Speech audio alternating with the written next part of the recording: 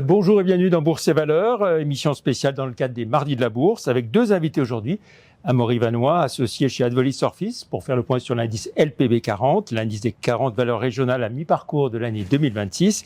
Et puis on commence tout de suite avec Guirec Pénoat, le président de Lyon Place Financière, avec une actualité qui date d'hier, la sortie de votre annuaire, l'annuaire de la communauté financière en Auvergne-Rhône-Alpes. Bonjour Guirec Pénoat. Bonjour. Petit rappel déjà de ce que représente l'association Lyon Place Financière. Vous rassemblez, vous fédérez tous les acteurs de la place financière régionale, l'univers financier, les entreprises, toutes les professions périphériques, le monde académique aussi. Effectivement, on ressemble tout l'écosystème financier de Lyon et de sa région, puisqu'on travaille bien sûr sur la région Rhône-Alpes, mais beaucoup d'acteurs sont basés sur la ville de Lyon. Et c'est effectivement, ça regroupe l'ensemble des banquiers, des assureurs, des conseils, tout type de conseils financiers, les professions du chiffre, du droit, etc., etc. C'est-à-dire un écosystème qui est assez important sur Lyon et qui est encore très représentatif de la vitalité de la région et de la ville de Lyon. Et ça fait combien de personnes au total Sur la partie des adhérents, c'est 300 membres, avec derrière les 300 membres, 1000 personnes qui sont actives au sein de l'association financière. Alors l'idée, c'est de mettre la finance au service du développement des entreprises, c'est ça ? Ça reste notre ADN, c'est effectivement un regroupement de professionnels dans un écosystème qui est Lyon Place Financière, qui est né à la suite de la fermeture de la bourse il y a presque 40 ans. Mais c'est effectivement une vocation de parler aux entreprises, d'essayer de faire grandir les entreprises en apportant des solutions financières, parce qu'on croit beaucoup au levier de la finance pour effectivement accélérer la croissance et le développement des entreprises. Donc faire se rapprocher, dialoguer, échanger, tous les acteurs, savoir qu'il y a à Lyon vraiment toutes les ressources imaginables dans ce domaine. Exactement. Donc Lyon Place Financière reste un lieu d'échange et de réflexion, mais d'abord d'échange. Et effectivement, l'objectif, c'est de bien faire dialoguer tous ces acteurs pour qu'ils fassent pas de la concurrence malsaine, mais au contraire, qu'ils aident les entreprises à grandir. Et c'est vrai, la spécificité de Lyon a toujours été celle-là, cette place d'échange et qu'on essaie de retrouver dans Lyon Place Financière et qui fait d'ailleurs le succès de cette place. Alors, cet annuaire de la communauté financière en Auvergne-Rhône-Alpes qui vient de sortir, qu'on a découvert hier, il a pris de l'épaisseur, on va le dire, quelques pages en plus. Quelques rubriques en plus. Quelques rubriques en plus. Une clarification aussi des métiers. On avait des rubriques un peu fourre-tout jusqu'à aujourd'hui, dans le conseil notamment. On a essayé de se mettre à la place de l'entreprise qui arrivait sur Lyon, ou celle qui était sur Lyon et qui avait besoin de grandir, et qu'elle puisse retrouver les compétences, parce que c'est pas toujours très clair, assez facilement, quel que soit le type d'opération, quel type de financement, le type de conseil dont elle avait besoin. Alors, Lyon Place Financière a fusionné aussi avec Lyon Pôle Bourse il y a quelques années.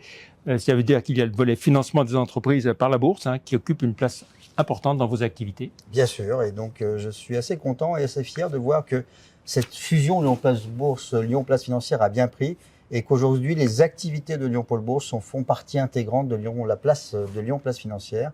Et effectivement, que ce soit les Mardis de la Bourse, que ce soit le Forum Lyon Pôle Bourse, toute la partie entreprise cotée, qui reste un volet important de financement des entreprises, est bien ancrée et normalement ancrée dans Lyon Place Financière. Voilà, donc les Mardis de la Bourse, c'est une fois par mois. L'année dernière, il y avait aussi une grande soirée sur la Bourse et les champions régionaux.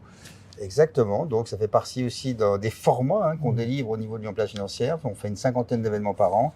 Et dans ces formats, il y a des conférences. Et effectivement, on a fait une très belle soirée sur la partie bourse avec nos partenaires historiques qui sont Euronext, mais bien sûr le CIC, Grande Thornton et Advolis Orphis sur les Mardis de la Bourse. Et puis ce forum Lyon Pôle Bourse, un forum annuel qui se prépare pour fin septembre, 29 septembre. Exactement, donc c'est l'idée de faire rencontrer à la fois les émetteurs, les sociétés cotées et les investisseurs. On le fait ça à la veille du salon Patrimonia, qui reste un des salons marquants de la gestion de patrimoine et donc des investisseurs à Lyon. Et à cette occasion, effectivement, on en profite pour faire ce forum régional.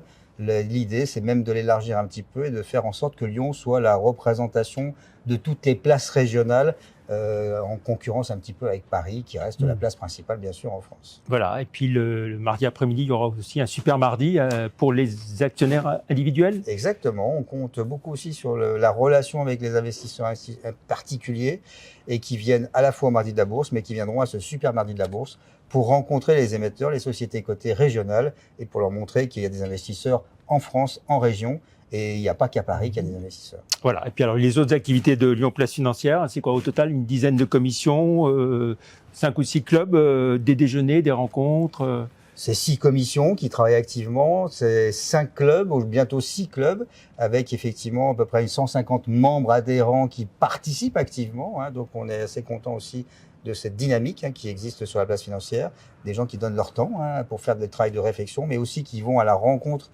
des entreprises pour les accompagner dans leur développement.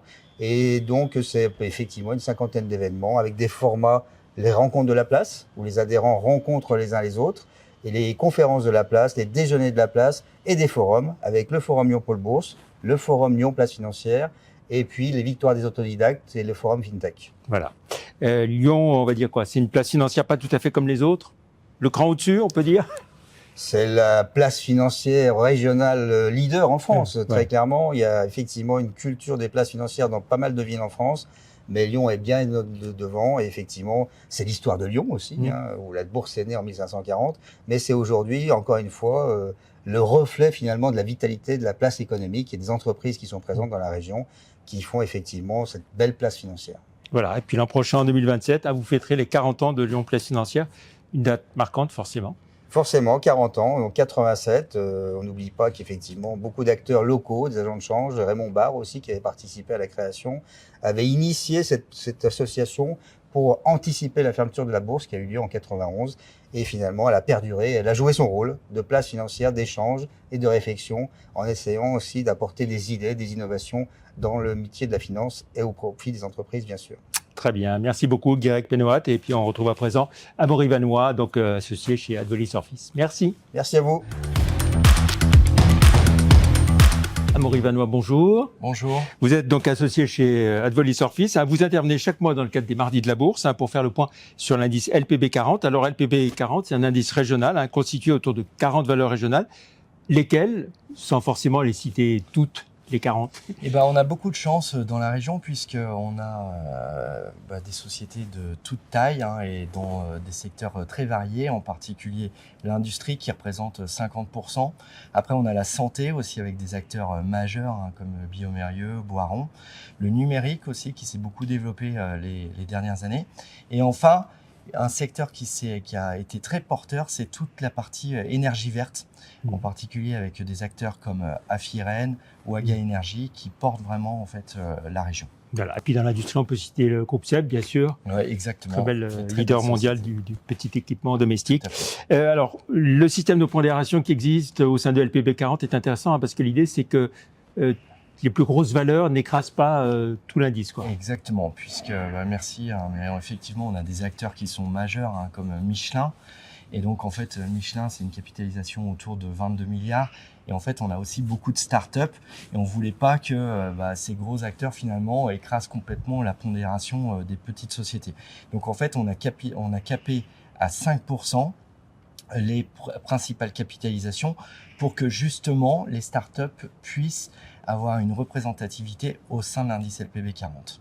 Voilà. Alors, comment est-ce que cet indice a évolué au cours des 6 premiers mois de l'année, puisqu'on on est début juillet? En fait, pour reprendre un petit peu d'historique, c'est un indice qui existe maintenant depuis 10 ans. Donc, il a fêté son anniversaire il y a quelques mois. L'indice LPB 40, depuis 6 mois, en fait, se comporte très bien, parce qu'il y a eu un effet de rattrapage très important. Et notamment puisqu'il y avait des sociétés qui étaient finalement sous-valorisées, qui étaient insuffisamment capitalisées au niveau financier. Et donc il y a eu un phénomène de rattrapage très important qui est lié à beaucoup de phénomènes, mais en particulier puisque ces sociétés, finalement, elles sont moins exposées à tous les droits de douane, en particulier américains. Et donc elles travaillent dans l'écosystème régional, français, européen et un petit peu moins aux États-Unis. Donc, il y a eu ce phénomène de rattrapage important au niveau des sociétés de la région. Et donc, c'est vrai qu'elles avaient quand même un petit peu souffert depuis 1 an et demi. Et depuis 6 mois, en fait, on voit un rattrapage très, très important. Et donc, c'est vrai que on peut conseiller d'investir, au moins de regarder en fait les capitalisations de la région. Alors, comment est-ce que cet indice s'est comporté par rapport à un autre indice comparable, on va dire l'indice CAC Mid and Small, et puis par rapport au CAC 40? Alors déjà, l'indice comparable? En fait, ce qui est intéressant de voir, c'est que si vous regardez l'indice LPB 40, vous mettiez 100 il y a 10 ans aujourd'hui, vous auriez à peu près 200, 210. Donc, ça veut dire que le rendement est de l'ordre de 8 à 9%, ce qui est un rendement très intéressant par an. Donc, c'est un rendement qui est très intéressant. Et donc, c'est ce que je disais en préambule, hein, l'indice LPB 40 a vraiment rattrapé tout son retard qui avait été pris il y a 1 an et demi, 2 ans, depuis 6 mois. Et donc, en fait, on voit des performances qui sont hyper intéressantes pour les sociétés. En particulier, toutes les sociétés qui sont liées à l'intelligence artificielle, semi-conducteurs, et notamment Soitec qui a fait des performances extraordinaires. Alors justement, si on essaie de voir un peu les plus fortes hausses, les plus fortes baisses depuis le début de l'année ou ce dernier mois. Sur les plus fortes hausses, je dirais que Soitec, bien sûr, performance extraordinaire. Vicat, donc une société très industrielle qui s'est très très bien comportée, en particulier notamment en lien avec son qui est dans le béton, granulat. Exactement. Et en fait, ils ont tiré profit plutôt de leur engagement, notamment RSE, qui est très marqué au sein de Vicat, et donc qui leur permet de faire des croissances, notamment autour de leur cours de bourse important. Après, il y a Michelin qui a fait plutôt des bonnes performances. Et puis également OP Mobility qui a fait de très bonnes performances. L'ex-Plastic Omnium. Exactement, ex-Plastic Omnium, en particulier en ayant signé des contrats avec Stellantis qui permet de faire que le cours se comporte bien. Après, il y a quelques cours qui sont chahutés. Est-ce que j'ai envie de les citer? Pas forcément. Voilà. Donc, on retient une tonalité plutôt positive. Hein, ce rattrapage dont vous avez parlé, et une bourse qui se tient plutôt bien. Alors, est-ce qu'on peut dire que c'est une anticipation de la suite et que finalement, il n'y a pas lieu d'être trop pessimiste sur l'économie réelle? Non, effectivement, je pense que les signaux sont très positifs sur la bourse. Il y a vraiment un appétit, notamment pour les small caps. Et je pense que les investisseurs doivent toujours avoir un regard aiguisé sur ces small caps, puisque, à mon avis, ça va continuer en ce sens. Très bien.